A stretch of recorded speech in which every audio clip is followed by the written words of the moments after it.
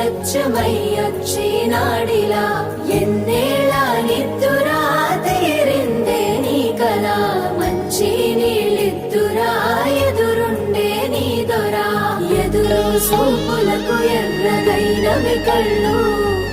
ఎదబారాలకు బక్కాగైనది ఒళ్ళు కడిగినవే కన్నీటితో తన పాదాలు చేతి కందియ పళ్ళు వింటున్నావో పిల్ల ఎన్నెన్ని బాధల్లా